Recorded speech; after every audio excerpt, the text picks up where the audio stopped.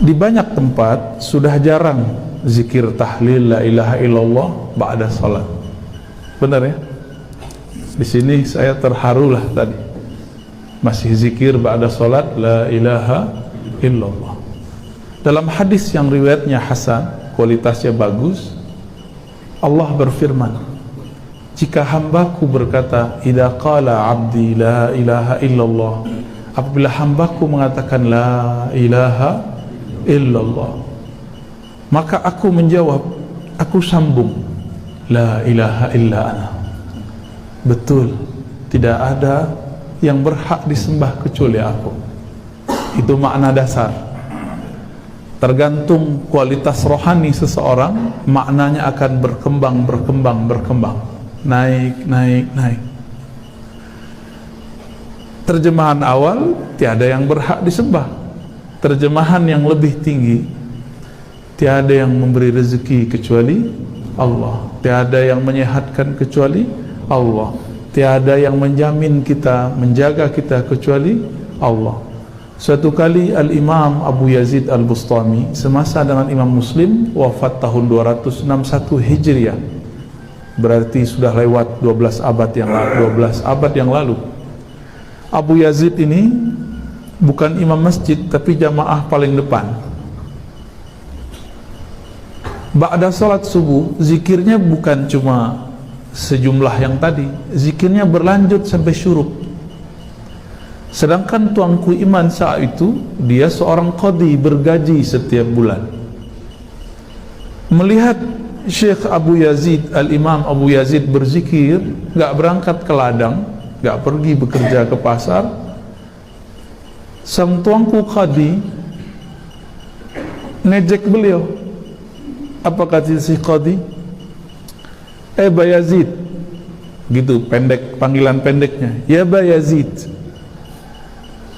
bi ayyi syai'in taqutu hadha sabah, dengan apakah engkau makan pada hari ini? Orang bekerja, engkau zikir di masjid. Beliau yang sedang asyik berzikir langsung memandang kepada sang imam, kaget, ini imam hafiz Quran kok nggak percaya Allah maha memberi rezeki? Akhirnya beliau mengatakan, secara fikih ini sah, tapi secara hakikat salat anda batil, saya ulang lagi salat. Jadi kalau mengikuti mazhab hakikat Bapak Ibu, gak kuat kita salat. Bapak Ibu 1 detik lupa kepada Allah, salatnya gak diterima, kan gawat. Tapi Allah kan maha pengertian. Makanya ba'da salat, assalamualaikum, assalamualaikum, jangan langsung kabur, istighfar dulu, astagfirullah. Habis sholat, dosa kita sudah diampuni, tapi ada satu dosa yang belum diampuni. Dosa dalam sujud, hati tidak sujud kepada Allah. Dalam baca Fatihah, hati tidak terbuka kepada Allah. Dalam ruku, jiwa kita tidak tunduk kepada keagungan Allah. Itu yang harus diistighfarkan. Itu yang disebut zahir dan batin, sirran wa alaniyah.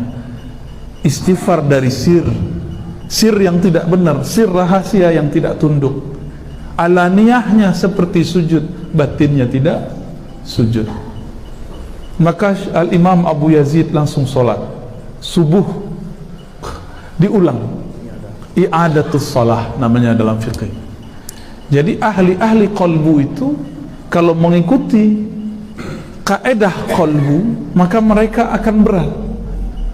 Dan amalannya Imam Abu Yazid, beliau itu jalan kaki ke semua masjid, dan masjid yang harus dikunjunginya 1000 masjid, dan harus sholat di situ minimal 2 rakaat.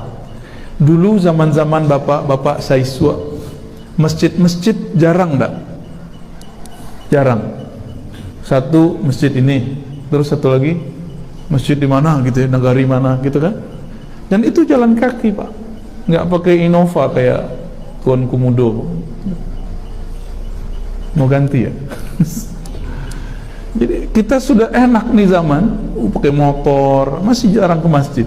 Imam Abu Yazid 1000 masjid jalan kaki.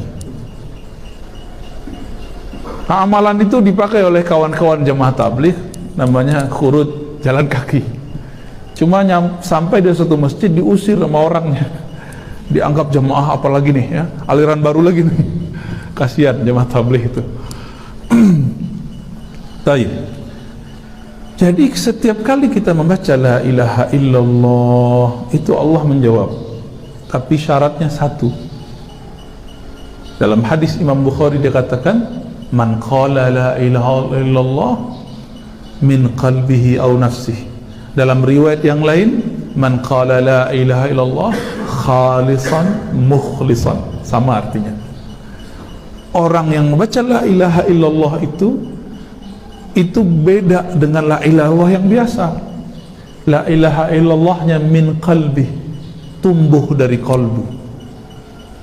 Kalau tidak min nafsi, dari jiwanya. Jiwa itu berkaitan dengan tubuh. Tubuh itu dikendalikan oleh otak. Otak sumbernya dari kalbu. Minimal otaknya dulu yang benar. Imam Ghazali dalam Ihya Ulumuddin, yang kitab itu sekarang oleh anak-anak yang belum mengerti siapa Imam Ghazali, dianggap kitab khurafat, kitab banyak hadis dhaif. Padahal dia belum pernah khatam Ihya Ulumuddin. Katanya tidak boleh taklid, tapi karena ada seorang ustadz, seorang imam, seorang syekh mengatakan ini kitab hadisnya banyak dhaif, banyak palsu. Dia belum pernah membuktikan, tapi sudah percaya. Dia melarang taklid, tapi dia sendiri taklid. Kami bisa buktikan hadis-hadis di dalam Ihya Ulumuddin itu tidak banyak yang bermasalah, karena jumlahnya sangat banyak. Di zaman itu Imam Ghazali hafal lebih dari 1000 riwayat, 5.000-an riwayat dari Nabi, 5.000-an riwayat dari selain Nabi. Buya tamat Al-Azhar, hafal 40 hadis? Ya nih. Kayaknya banyak lupa ya. Hadis 31 apa enggak? Azhari kok, LCMA bisa lupa. Imam Ghazali nggak perlu ke Al-Azhar, beliau langsung di Nizamiyah. Itu hafal 10.000-an riwayat, langsung nulis tanpa ngeliat kitab. Seandainya Imam Ghazali hidup hari ini, orang akan menyebut beliau ahli hadis. Sebab Ustadz Sunnah hari ini 40 hadis pun tidak hafal, masih lupa-lupa. Apalagi Sahih Bukhari. Imam Bukhari itu kitabnya Sahih Bukhari, ketika Imam Ghazali wafat, kitabnya itu ada di dadanya. Wal Bukhari fi sadri. Namun Imam Bukhari bukan pakar menilai hadis sahih atau tidak sahih. Cuma beliau menukil dari kitab-kitab hadis, dan beliau hafal yang beliau nukil. Maka kita harus berkaca. Al-mu'min mir'atu li akhi, kan itu beberapa maknanya bisa dikembangkan di sini. Imam Ghazali ini nulis bab namanya At-Tawakkul, bab tauhid atau tawakal. Beliau memberikan penjelasan kepada kita tahapan-tahapan membaca la ilaha illallah. Jadi ada 4 tahapan orang baca la ilaha illallah. Nanti kita yang mana silahkan Bapak Ibu rasakan. Bismillahirrahmanirrahim. Beliau mengatakan yang pertama,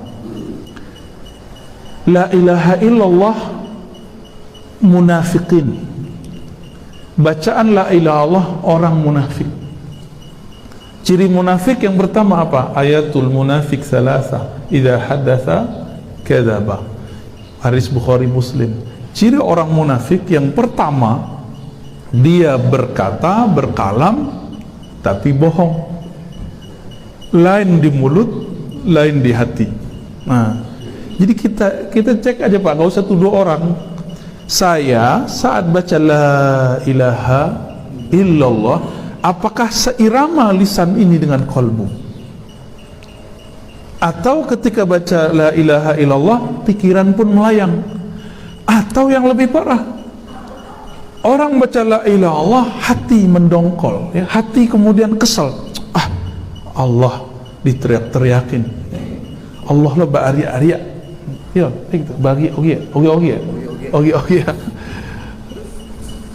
Allah kok diteriakin gitu. Akhirnya orang baca Allah, dia kesel. Itu lebih munafik dari munafik itu.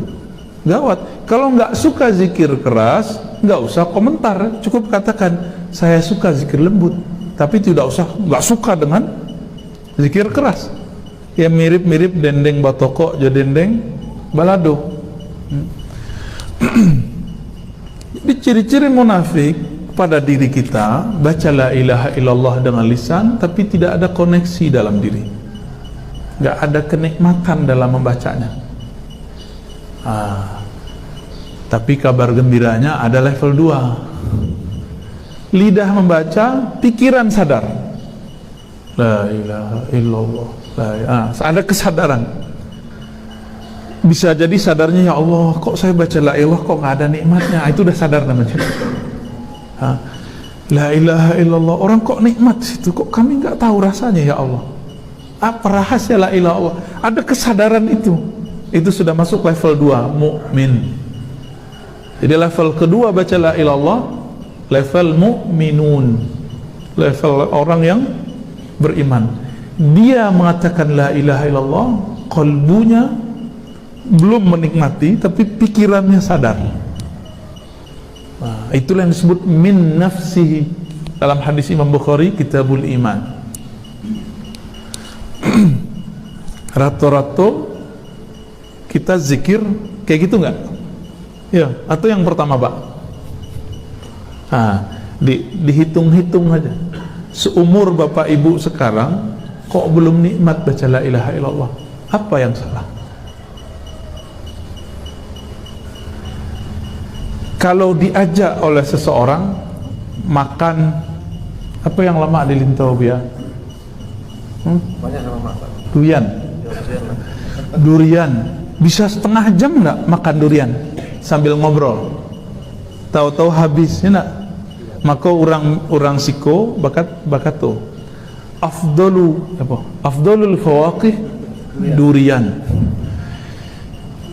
Makanan buah yang paling lama, yang paling lezat adalah durian, ya nak? Jadi kalau nak suku durian tuh separuh dunia lah hilang. Tapi bagi ahli qalbu, afdalul zikri la ilaha illallah.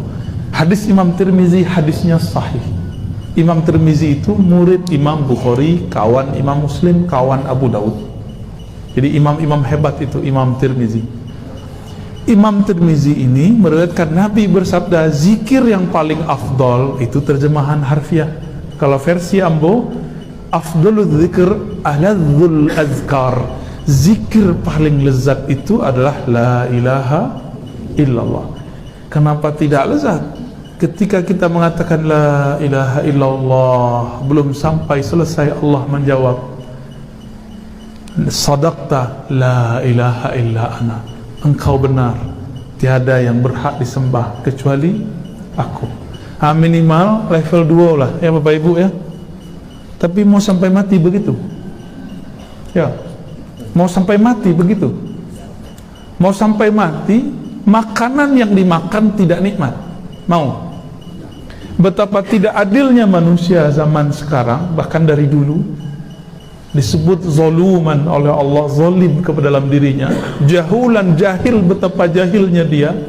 Makan, ada rumah makan nih enak, lezat, di tempat yang jauh dia kejar.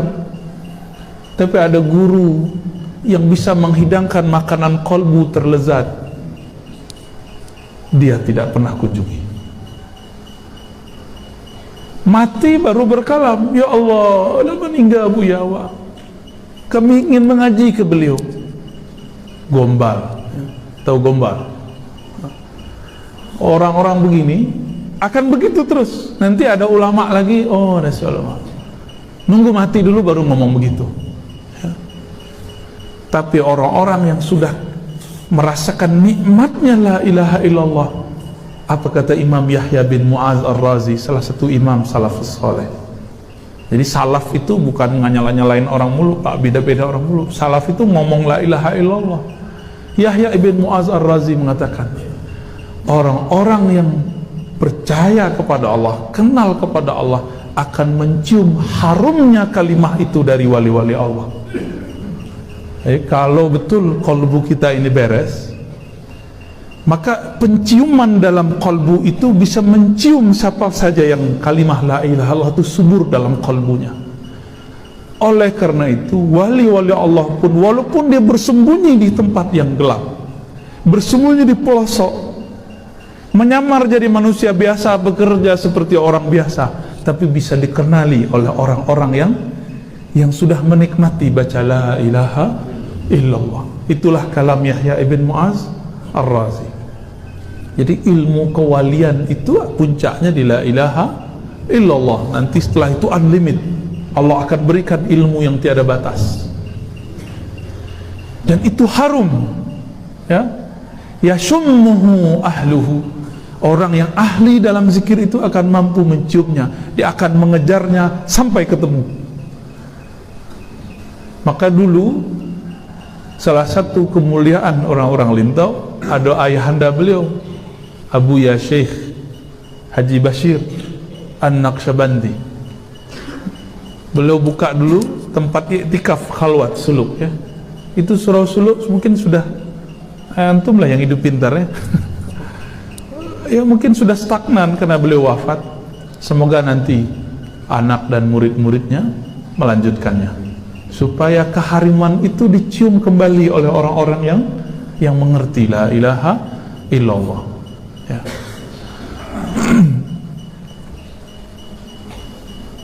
Kalau kalimah itu harum, kalimah itu nikmat, dikejar oleh penikmat kalimah, kira-kira seandainya kita itu mengenal rahasia kalimah la ilaha illallah itu, mungkin gak Bapak Ibu sekarang masih berzikir lain di lidah lain di hati? Mungkin gak? Gak mungkin. Bapak Ibu, kalau kita sakit demam, makanan yang nikmat jadi nikmat gak? Kita sakit nih, demam, makanan paling nikmat misalnya apa tadi? Durian. Mencium bau durian itu mau muntah atau malah mau makan lagi demam? Mau muntah. Maka orang-orang yang di kolbunya ada penyakit, fi qulubihim maradun, di dalam kolbunya ada penyakit, ketika mencium harumnya la ilaha illallah, dia kabur dan mengatakan sok suci. Ahlul bid'ah, jahil, syukur-syukur nggak finnar kan, masuk neraka. Ya, zindiq, waduh, masya Allah. Dulu ada Imam Muhammad Bahauddin Shah Naqsyaband. Kami pernah berziarah ke Uzbekistan, kota Bukhara, kotanya Imam Bukhari. Kami berziarah ke Imam Bukhari di kota Samarkand. Beliau Bukhara, tapi wafatnya di Samarkand. Sedangkan Imam Muhammad Bahauddin Shah Naqsyaband, beliau ini di kota Bukhara. Kami berziarah. Di saat ziarah itu kami membaca satu kisah beliau, ditulis oleh Syekh Muhammad Amin Al-Qurdi, ya. Antum pernah ziarah, ya, Syekh Muhammad Amin Al-Qurdi di Mesir? Tanwirul Qulub? Belum pernah, ya? Ibn Athaillah. Jauh-jauh ke Mesir nggak ziarah ke Muhammad Amin Al-Qurdi? Sama muridnya ketemu muridnya Fatih Hijazi, Syekhul Lughawi, ya.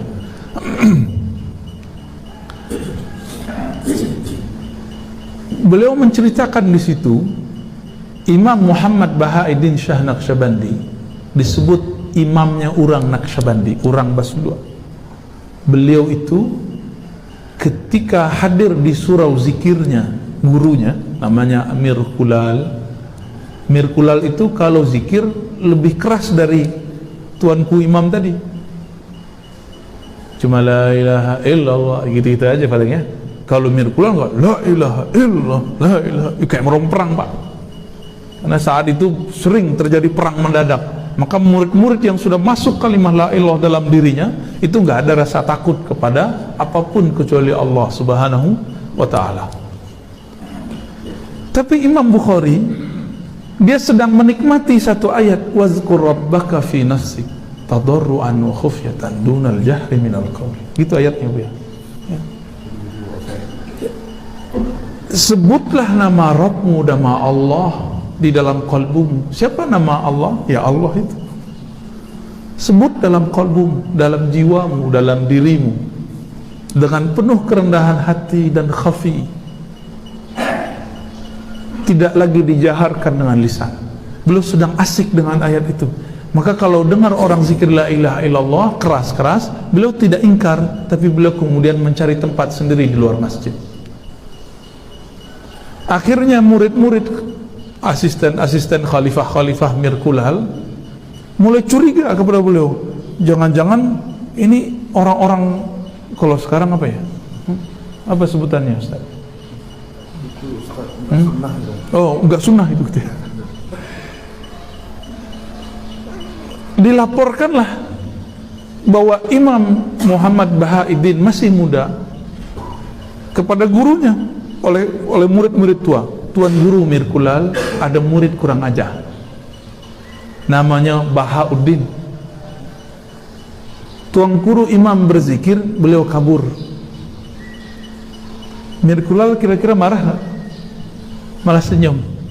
Kalian nggak tahu siapa Muhammad Bahauddin Shah Naqsyabandi. Beliau itu sedang asik dengan ayat wazkur rabbaka fi nafsik, sebut nama Allah dalam dirimu, tidak lagi dijaharkan dengan kalam. Bingung murid-muridnya. Harapan si murid Muhammad Bahauddin Shah Naqsyabandi disidang, tapi bukan disidang Pak, malah dipuji. Bahkan Mirkulal mengatakan nanti yang melanjutkan aku dia.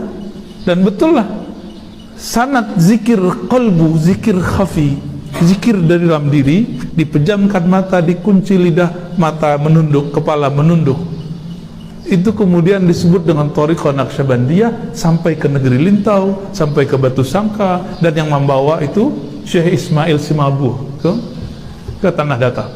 Malam tadi kami membahas itu. Dan Syekh Abdurrahman Kumango, bedanya orang kok zikir keras sama zikir lembut.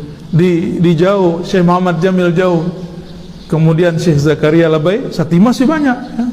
Di sekitar Lintaunya kalau kita cek dulu banyak surah-surah suluk itu dibawa dari sana tuh dulu ya. Berkembang sampai ke India, sampai ke mana, sampai ke Mekah, Jabal Abi Kubais, dan berkembang sampai ke negeri kita.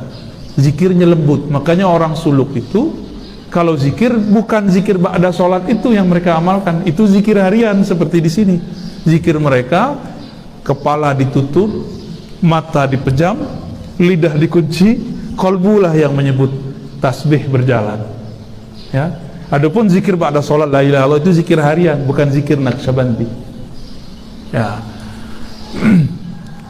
Oleh karena itu Bapak Ibu yang bukan Allah, kami berharap semoga ke depan tambah pede dalam berzikir, gak usah mikir lagi ya. Maqam ketiga, orang yang baca la ilaha illallah maqamnya sudah mukhlisin. Istilahnya dari hadis, tapi Imam Ghazali menyebut dengan istilah lain, mukhlisin yang sudah mulai melepas siapapun tempat dia bergantung kecuali Allah. Orang yang berusaha melepaskan ketergantungannya ke makhluk, ke guru, ke kawan, ke orang tua, ke tempat bekerja, ke umat, dia hanya bergantung kepada Allah Subhanahu wa ta'ala. Dan dimaknai la fa'ila illallah, tiada yang berbuat kecuali Allah. Itulah makna yang tadi, inilah yang lezat. Tiada yang memberi rezeki kecuali Allah, tiada yang menghidup mematikan kecuali Allah. Ada orang tidak menginginkan anak, tapi Allah kasih anak. Ada orang menginginkan anak bertahun-tahun, Allah belum izin kasih anak, suka-suka Allah. Ada orang ingin dapat kerjaan A tapi dikasih pekerjaan B, suka-suka Allah. La ilaha illallah. Dulu waktu kami masih remaja, umur 14 atau 15 tahun, 13 tahun lah ya, datang ke tuan guru kami Syekh Hasan Basri, kawan dari Syekh Bashir orang Lintau, beliau orang Piladang ya, kami suka menyebut nama beliau.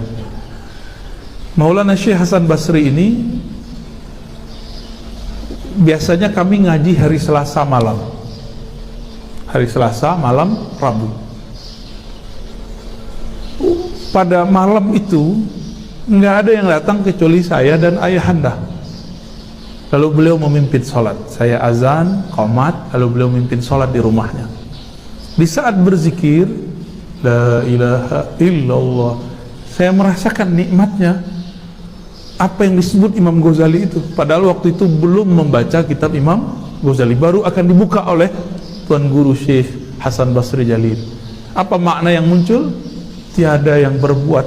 Bahkan tiada yang menggerakkan lisan ini membaca la ilaha illallah kecuali Allah. Bapak Ibu yang melakukan Allah, kadang-kadang kita merasa GR, merasa sok suci. Sudah sholat sekian tahun tidak pernah meninggalkan sholat jamaah, lalu merasa orang yang tidak sholat jamaah munafik. Kadang-kadang kita merasa kita ini belajar torikot ini, torikot itu, atau belajar manhaj ini, manhaj itu, dan merasa sudah paling baik. Ternyata merasa paling baik itu adalah syirik yang tersembunyi. Saat kita kemudian dipuji orang merasa senang, di saat itu kita sudah memakai salah satu pakaian Allah.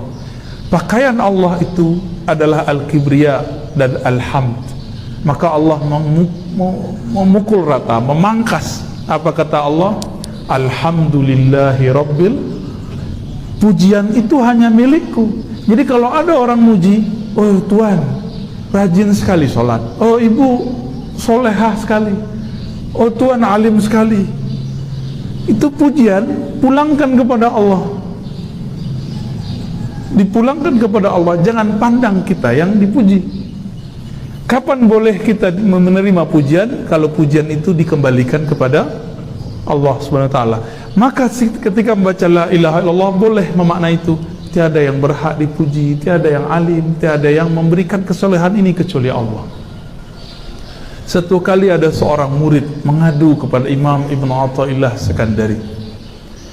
Apa yang dia adukan? Wahai Tuan Guru, Ibn Athaillah pengarang hikam, aku zikir tapi kok gak nikmat. Tapi dia sadar, kok gak nikmat ya Allah.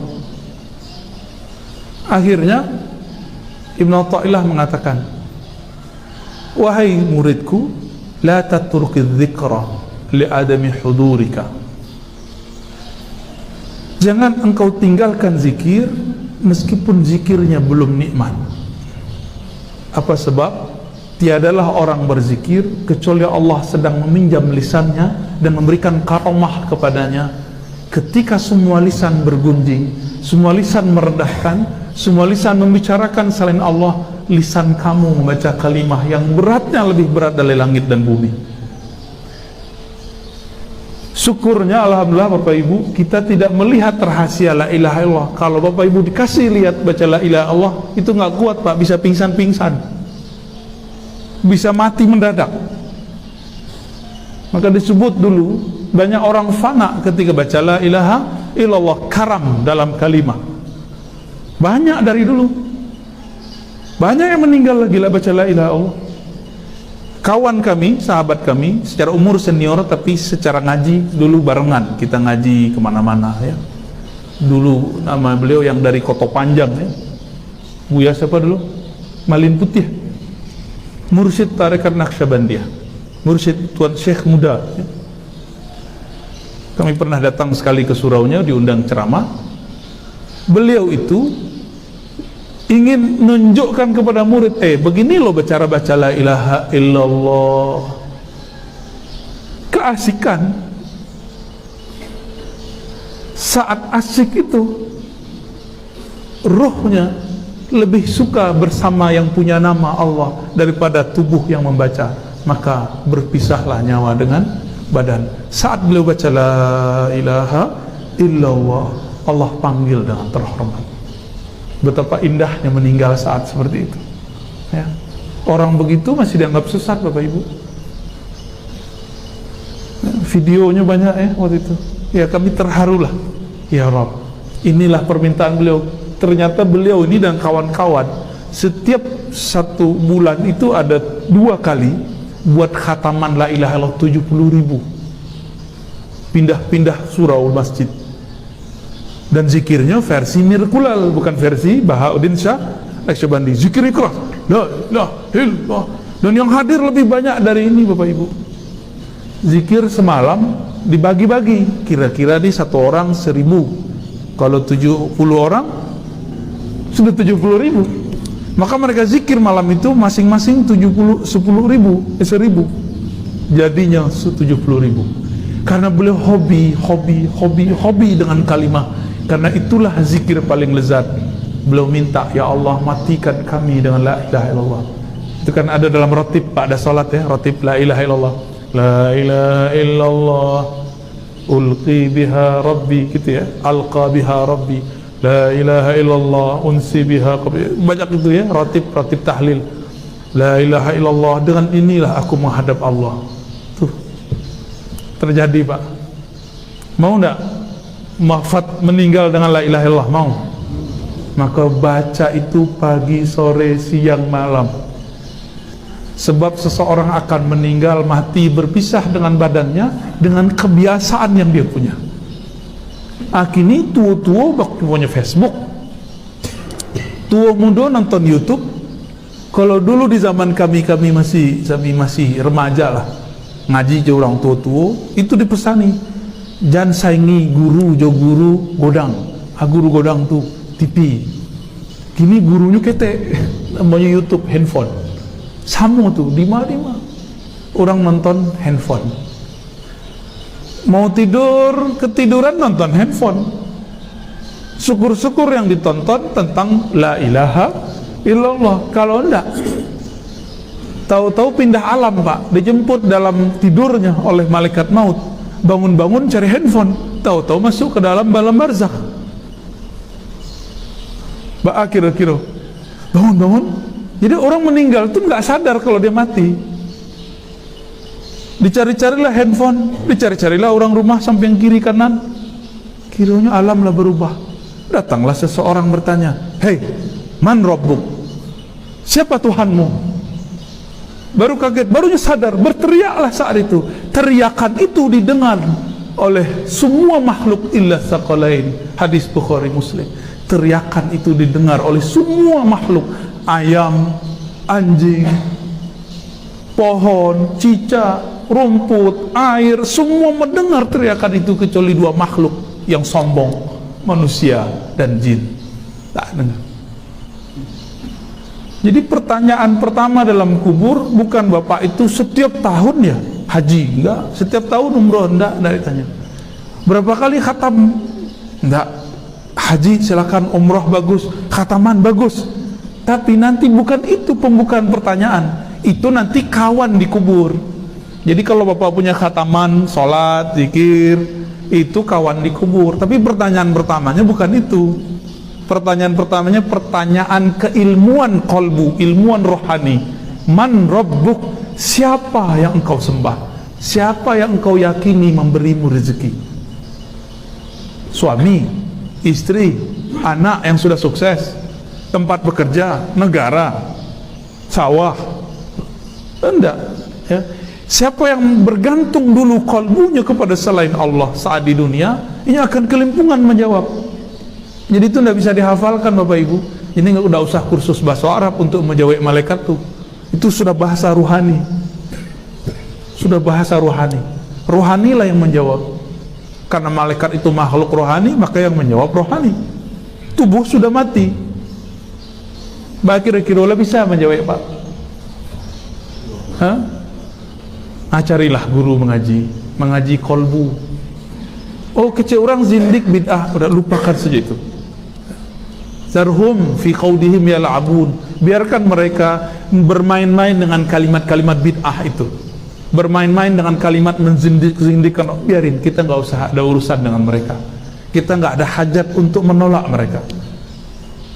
Kita punya hajat untuk memantapkan kalimat itu di dalam diri kita. Maka Nabi SAW berkata dalam hadis Imam Ahmad, uzkurullah, berzikirlah kepada Allah, hatta yaqulul munafiqun muraun, sampai orang munafik menilaimu ria.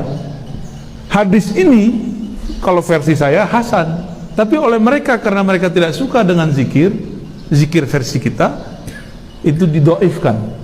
Begitulah mereka ya. Idza ajabahu sahhahu wa idza ankarahu dha'afahu. Kalau nya suka je hadisnya sahih-sahihkan, kalau nya tak suka je hadisnya dhaif-dhaifkan. Itulah karakter orang itu. Bil hawa. Itu sudah disebut oleh Imam Ibnu Jauzi dalam Talbisu Iblis jauh-jauh hari sebelum imam-imam mereka muncul, Ibnu Taimiyah, Ibnu Qayyim muncul. Apa kata beliau? Ahli hadis, orang yang mengklaim dirinya pakar hadis pun terjebak dengan tipuan-tipuan hawa. mensahihkan hadis yang dia suka, mendhaifkan hadis yang dia tidak suka. Jadi bukan dengan keilmuan murni. Kira-kira itulah nan kampe nak boleh hambo jalen. Itu rahasia. Ya, itu ditahan dulu. Tahu ya, Allah tuh. Dah boleh dibuka. Ambil kaji dulu. Alhamdulillah Buya Burhan bin Bashir itu sudah dapat izin mengembangkan zikir. Ya, cumanya sok-sok nak mau kan. Jadi nanti silakan belajar ke beliau. Dibayang-bayang, balu kaji dibayang-bayang Pak. Bukan bayang, digayang-gayang. Aingko.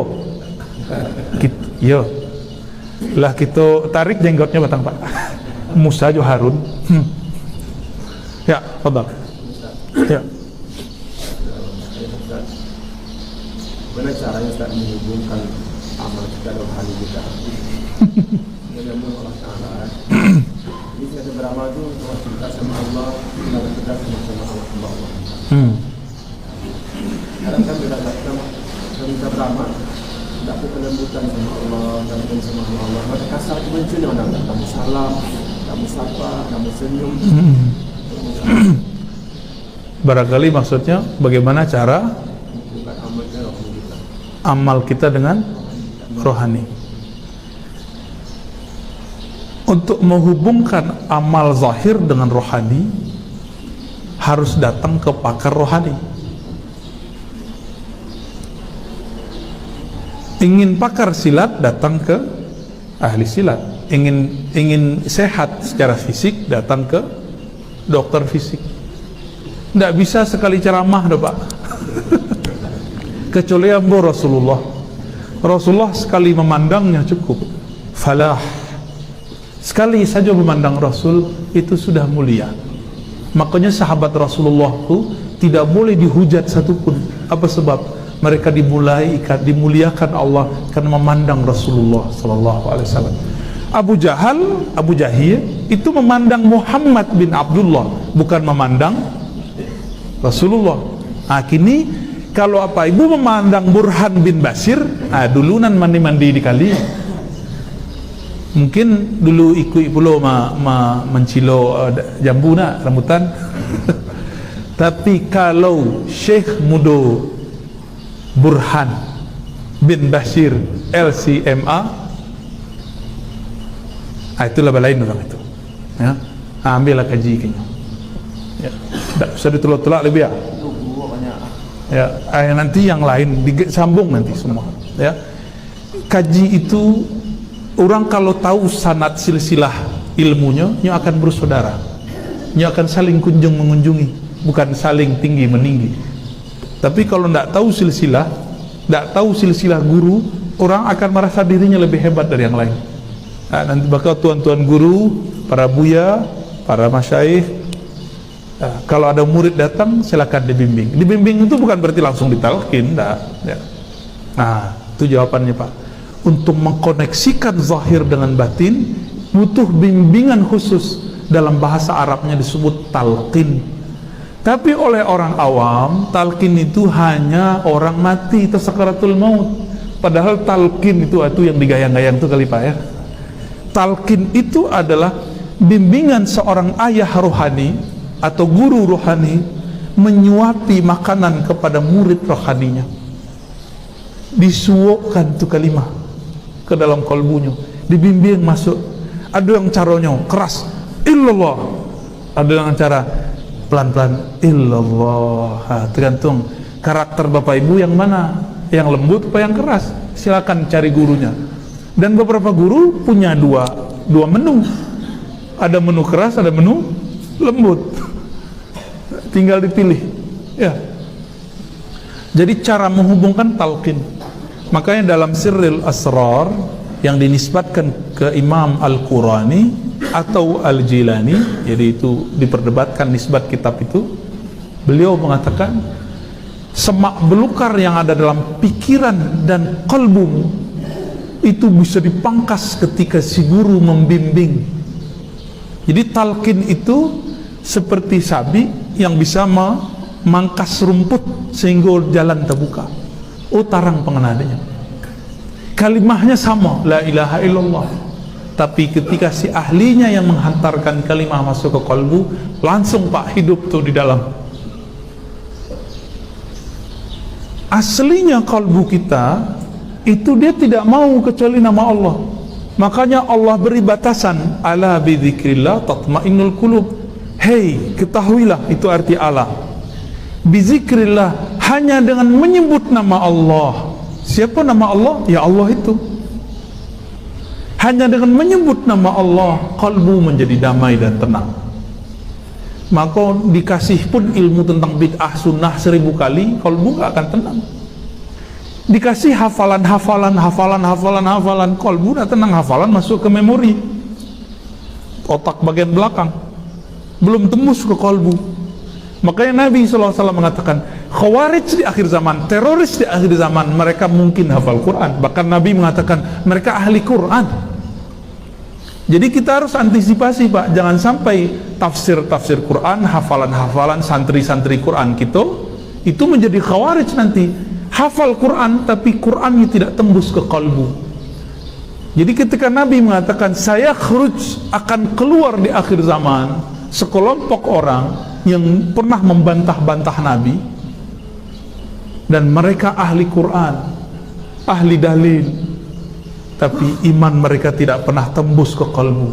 Jadi tolong Buya, tolong para masyayikh, Buya kan hafiz kok, punya sanad Quran, tolong dibina tahfiz Quran supaya tidak kemasukan terorisme, ya,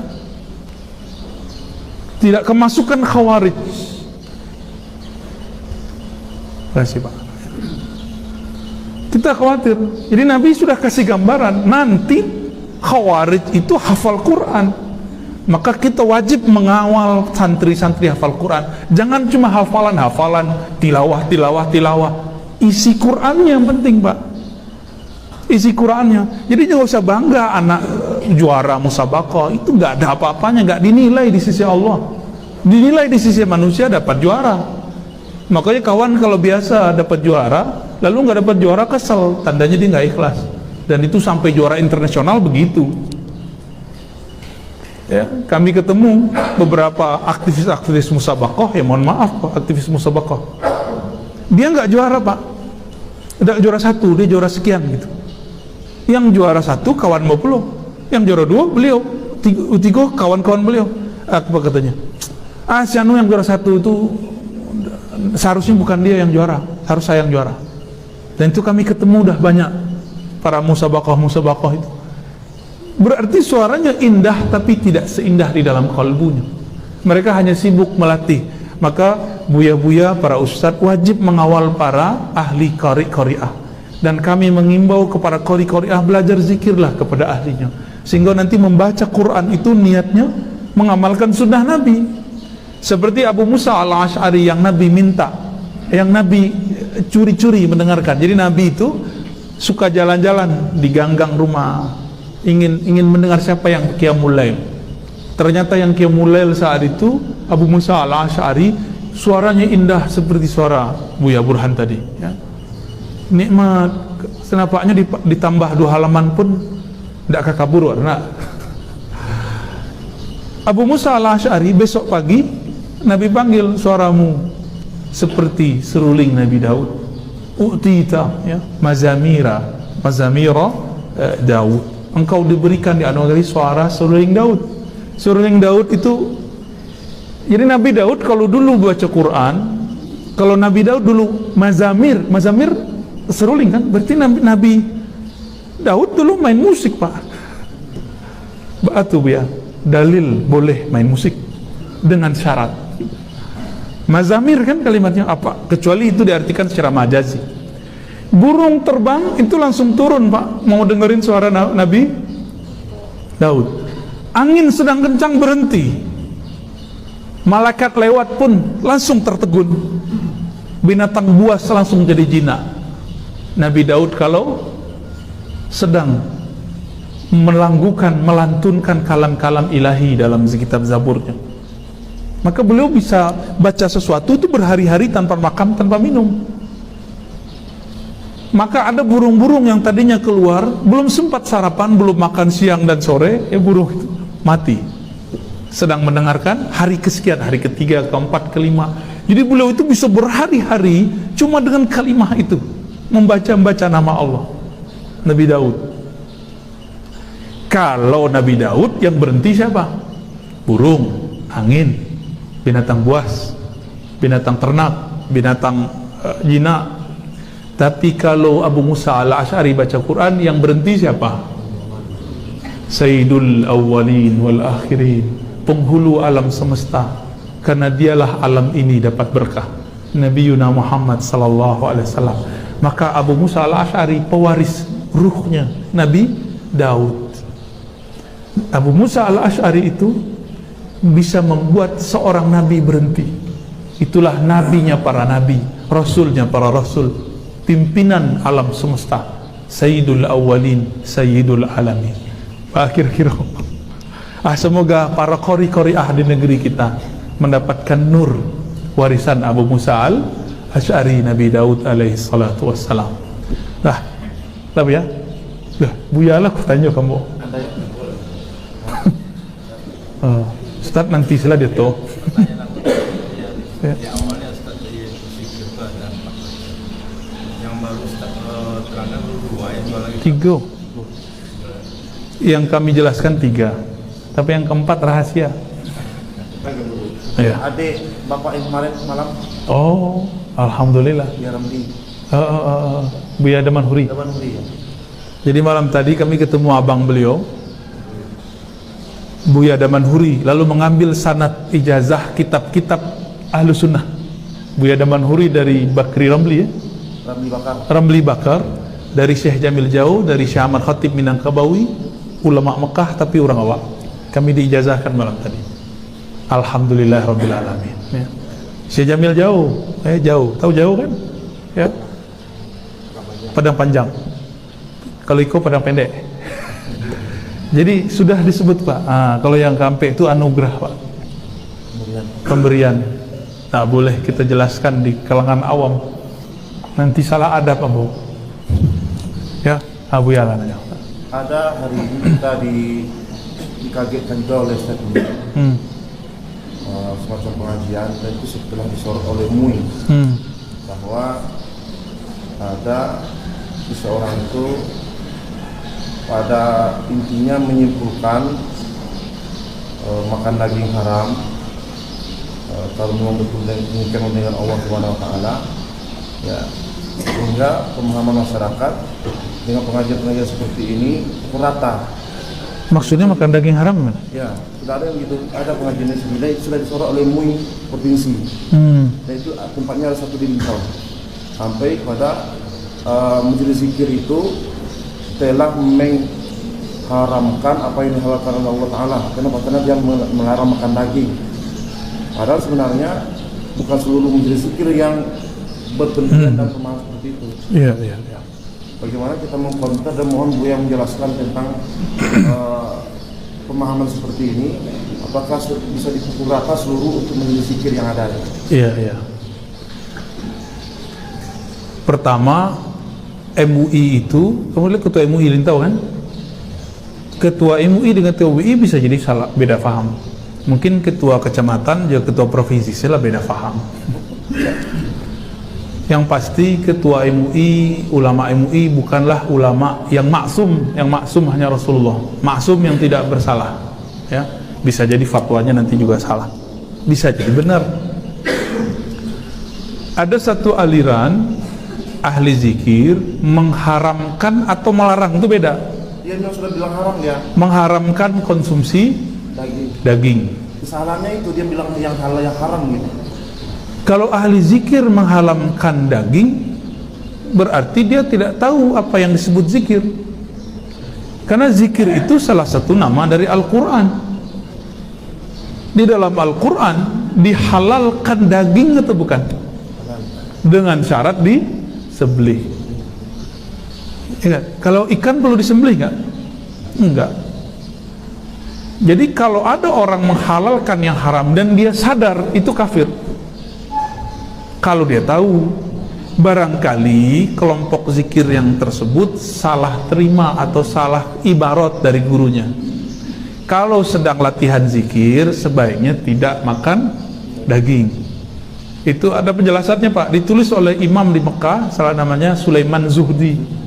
Sulaiman bin Hasan Zuhdi, beliau guru di Jabal Abi Qubais depan Masjidil Haram, menulis kitab Rasail, dikirim ke ulama di meninjau, dikirim kalam itu ke Syekh Muhammad Jamil Situjuh Barulah ya. Itu beliau menyebutkan kalau orang latihan zikir dalam keadaan berkhalwat iktikaf karena tidak bekerja hari-hari, tidak nyangkuanya dong, sehingga tidak berkeringnya, sebaiknya mengurangi makan yang bernyawa, bukan diharamkan. Makanya ambo membawa jamaah dari Jakarta dulu iktikaf, tidak disebut suluk. Kalau iktikaf boleh makan daging. Kini ada seorang dokter mengatakan, oh apa kolesterol, apa ndak boleh makan gazebo? Tidak boleh, hukum dah tuh. Tidak boleh di kalam dokter itu menentang kalam Allah ndak? Bertanya. Karena kita kurang adil. Giliran ahli zikir dipersoalkan, giliran dokter ndak dipersoalkan. Tukang diet, ahli gizi, kalau melarang ndak dianggap menentang Allah dan Rasul. Giliran ada satu majelis zikir mengurangi makan daging, dianggap kemudian mengharamkan daging. Nah, kira-kira Pak, kalau ada dokter melarang apa? Kolesterol kok ndak boleh makan gazebo kan? Gazebo isi parui. Itu si dokter mengharamkan yang halal nggak? Iya Pak, tapi itu Pak, menghalalkan yang haram, mengharamkan yang halal itu kafir. Kira-kira dokter maksudnya apa? Itu yang disebut halalan thayyiban. Tidak boleh dalam bab thayyib. Apa arti thayyib? Baik. Secara kesehatan Bapak tidak dibolehkan makan daging. Kok dokter boleh buat kurikulum begitu? Kenapa ahli zikir nggak boleh ngomong begitu? Kalau sedang latihan zikir, kurangi makan. Cuma buya yang anti masalah begitu, nyo saleronya kadang nyo suka makan daging. Awak ndak bisa zikir studo, nyo diharamkan nyo daging, awas suka daging. Kalau masalahnya kadang salero, kecen selawa kadang salero, nanti diizinkan sama guru tuh. Diizinkan sama guru. Kami suluk dulu, kami ikut suluk. Itu paling asik Pak. Pengen makan daging diizinkan guru. Targa ada daging buya, makan daging. Targa teh telur buya, buat teh telur.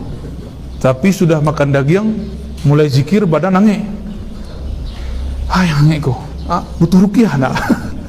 Kok zikir ruqyah nak perlu? Orang yang meruqyah yang perlu diruqyah nanti. Akhirnya harus mandi kawan. Mandi, bayangkan air di negeri awak jam 5 sore sudah dingin ya nak? Itu jam 7 maghrib menggigil Pak, tapi bisa meredam panasnya daging. Akhirnya mandi. Jadi guru tidak melarang. Jadi larangan ahli zikir itu bukan larangan tahrim, pengharaman. Itu cuma anjuran. Tidak thayyib, tidak elok kalau lagi zikir banyak, kemudian banyak makan daging. Syekh Sulaiman bin Hasan Az-Zuhdi, beliau mengatakan dianjurkan di hari ke-20 makan daging. Itu di Mekah tuh Pak kalamnya, bukan orang lintau tuh namanya ya, di Mekah. Jadi beliau berkalam begitu. Diambillah kalam itu dari Imam Maulana Khalid, maka disebutlah Naqsyabandiyah Khalidiyah. Apa sebab nggak disebutkan di kitab? Beberapa tahun yang lalu kami ketemu seorang dokter di Unan, Dokter Ed namanya, orang muka ya, dokter tapi seorang torikot. Beliau dan kawan-kawannya dokter menyampaikan kepada kami, dapat ilmu baru lah kami saat itu. Apa kata mereka? Menurut penelitian kami Buya, ini orang tubuh Buya, awak Buya tapi dokter. kalau seseorang tidak makan daging selama 20 hari, maka nanti nutrisi yang ada, daging yang tersimpan, nutrisi daging yang tersimpan, yang hewani ada nabati, ya nak? Yang hewani itu habis, maka nanti yang nabatinya akan menguras si hewani. Nah, nabatinya nanti ikut hancur, bisa merusak struktur di badan. Itu versi dokter-dokter. Dulu Maulana Khalid bukan dokter, Syekh Sulaiman Zuhdi bukan dokter, Abdullah Afandi bukan dokter, tapi kok mengerti? Ya, itulah ilham.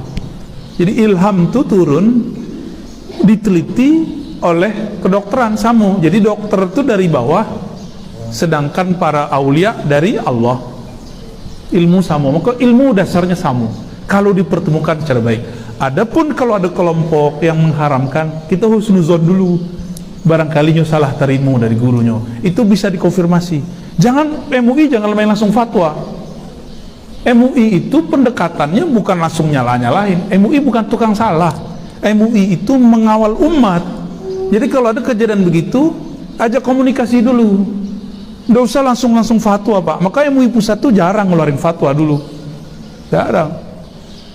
Ini langsung fatwa aja, ya. Nanti tanggung jawab di sisi Allah, jangan-jangan difatwakan nggak ngerti, ya kan?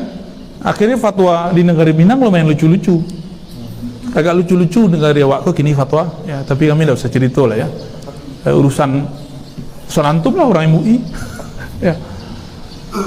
MUI itu seperti kritik kepada KPK mirip-mirip. KPK itu jangan bahagia kalau bisa OTT, nangkap orang, tangkap tangan. Tapi KPK itu harus bahagia kalau bisa mengurangi korupsi.